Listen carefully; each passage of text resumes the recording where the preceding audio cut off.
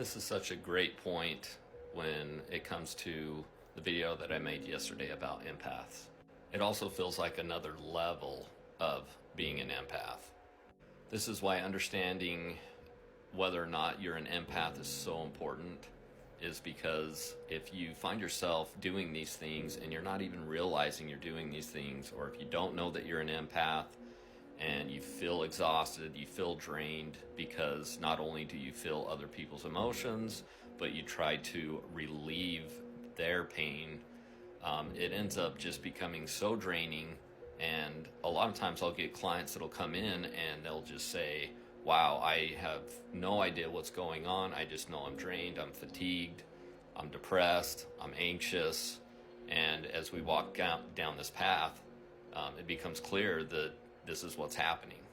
And so this is why the education of whether or not you're an empath and what that means is so important. And in my mind, it's so commendable and noble for people to try to relieve the pain of others. It's such a great thing for people to try to do. And honestly, I'm so glad that there are people on this planet that do that.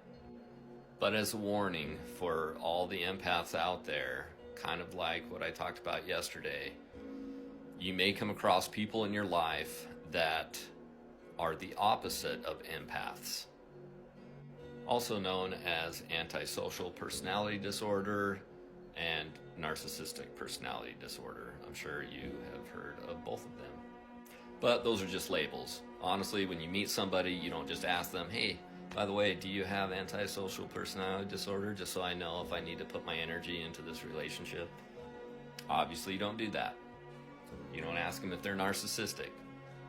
It's pretty easy to pick up on that, actually, if you get trained enough and understand it well enough, and I'll do some videos on that at some point too. So the most damaging thing that I see is when I see a highly empathetic person that gets into a relationship with somebody who's narcissistic and doesn't really have has the chip in their brain that allows them to be empathetic towards other people, or based on their history or background, they end up just taking advantage of other people. As much as you want to help these kind of people, you have to realize that these kind of people, they need to want to change. They need to be able to listen to your feedback. They need to have the ability to contemplate and self-reflect on their own. They need to have the ability to basically acknowledge that you're trying to help them in a positive way, and that that's something that they could do. If you're in a relationship with somebody who does not show these signs, you need to really think about removing yourself from that relationship. It's not to be mean to them. It's not to kick them to the curb. It's not to make them feel abandoned or less than. It's so that you don't feel super depressed, anxious, sometimes suicidal, exhausted. Basically, your needs end up not getting met.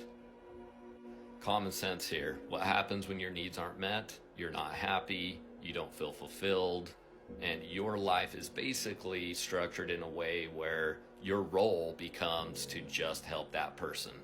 And if your role is just to help that one person while your own mental health, physical health, whatever goes in the toilet, you're going to be depressed, and it's going to be exhausting, and you're just not going to find that much joy and happiness.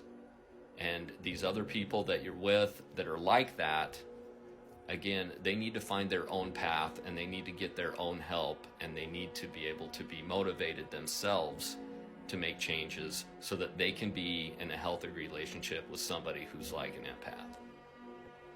Leave a comment. Let me know how your ability to be empathetic or being an empath has affected your relationships on a personal level, and not just romantic relationships, but friendships and family relationships. Thank you.